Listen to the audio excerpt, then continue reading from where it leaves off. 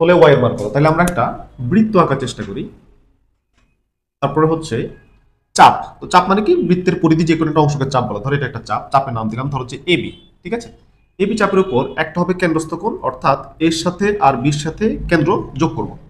ঠিক আছে, আর একটা হবে বৃত্তস্থ কোণ, ধরো যে আমি এই জায়গাটা ধরলাম।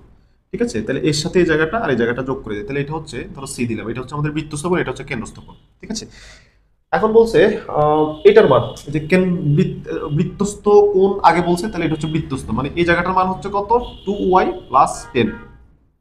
আর কেন্দ্রস্থ কোণ হচ্ছে যে এইটা, y+110 ডিগ্রি। এখন আমাদেরকে ওয়াই মান বের করতে হবে। দেখো যে একটা ওয়াই একটা অজানা, তাই না? আর অজানা রাশির মান বের করতে হইলে আমাদের একটা সমীকরণ লাগবে। আর এখানে দেখো এটার সাথে এটার সরাসরি একটা সম্পর্ক আছে, কারণ আমরা জানি একই চাপের উপর কি, এই যে কেন্দ্রস্থ কোণটা হচ্ছে বৃত্তস্থ কোণের 2 গুণ, অর্থাৎ কেন্দ্রস্থ কোণ এ ও বি সমান সমান হচ্ছে 2 গুণ কার 2 গুণ, বৃত্তস্থ কোণের। বৃত্তস্থ কোণের নাম কি, এ সিবি। অবশ্যই তাদের চাপ কি হইতে হবে, একই চাপ হইতে হবে। ঠিক আছে, দুজন দেখো এ বি চাপ থেকে উৎপন্ন, তাই না? এখন আমাদের এ ও বির জায়গায় কি লিখবো আমরা, y+110 ডিগ্রি, আর 2 ইন্টু এসির জায়গায় আমরা কি লিখবো, 2y+10 ডিগ্রি। তাহলে এখন আমরা একটু সিম্পলিফাই করে ফেলি, সিম্পলিফাই করে আমরা ওয়াই মানটা বের করে ফেলতে পারবো। তাহলে হচ্ছে y+110 degree equals to 2 2 4y plus হচ্ছে 20 ডিগ্রি।